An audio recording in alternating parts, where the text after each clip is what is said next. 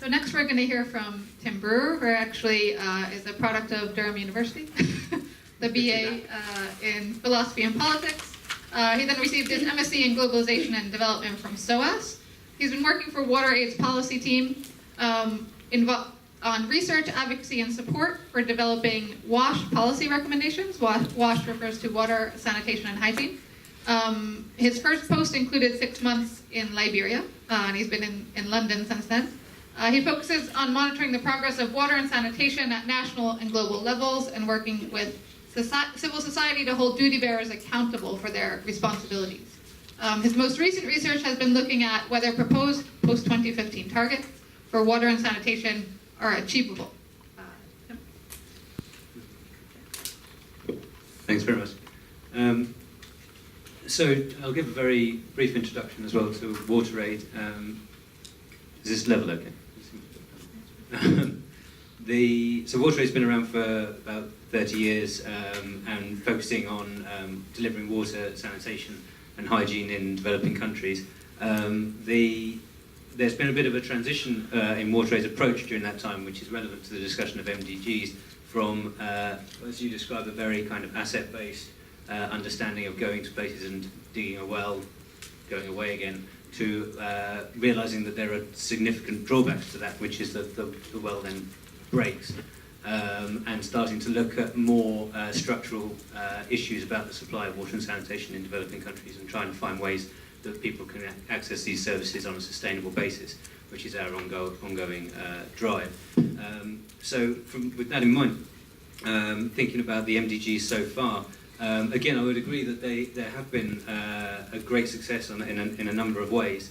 The first and most important, I think, is to recognise that at the time that this conversation was happening, there was a strong argument underway about debt relief and about support for development in developing countries in general.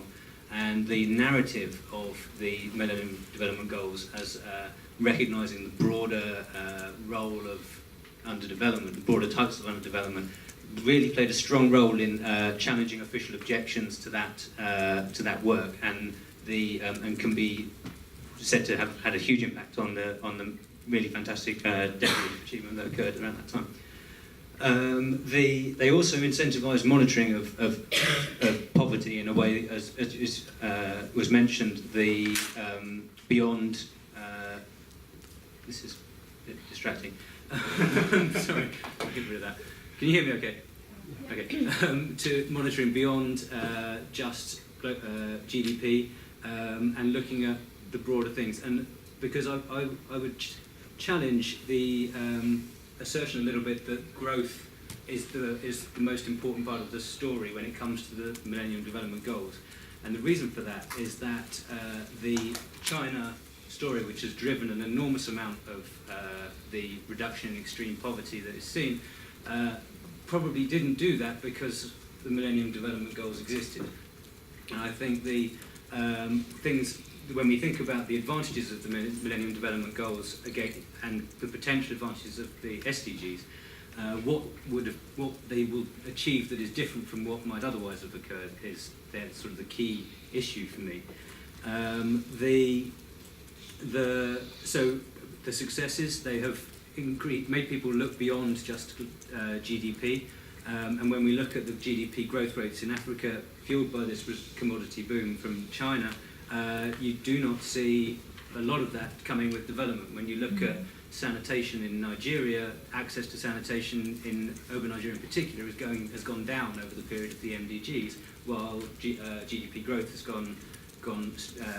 has been very strong. Similar stories in other resource-rich countries. So GDP growth doesn't trickle down, is not a response to structural poverty. The MDGs, so growth does not equal poverty reduction or development in itself.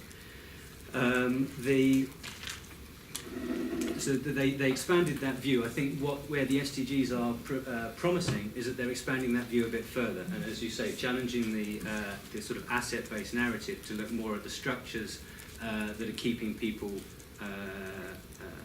poor and marginalised. Where they do that well and talk about inclusive growth and talk about new things like employment, they might well change the story when it comes to how we think about development.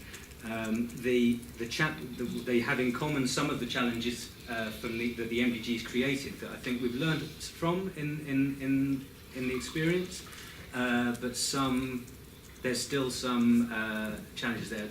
For example, when we choose what to measure for the Millennium Development Goals, choosing indicators that reflect a proxy for the outcome that you want can push incentives away from actually focusing on the end goal.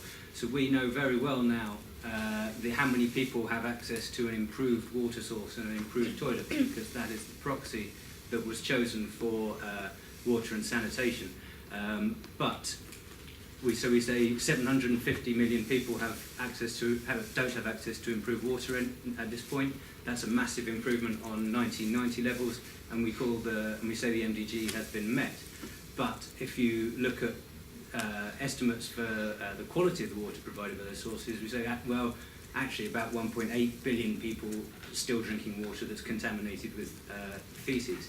So you have a disconnect between the proxy and the actual outcome that you're looking for, and that can drive people to do things that are not necessarily in the interest of levelling up. The health goal is a good example of where the MDG spoke to a time when individual disease lobbies were really working separately from each other to try and achieve very clear outcomes, and were very successful in that. So you have a target for HIV, a target for malaria, but this has led to, or in tandem with that, there's been funding that reflects that structure, so that there's huge amounts of money in some places for HIV and malaria, but none for diarrhea or other diseases, so that poor people find themselves going to a clinic and being turned away because they have the wrong disease, which is, I don't think anybody would have set out to achieve. So we have this problem in our sector, just to speak from our experience.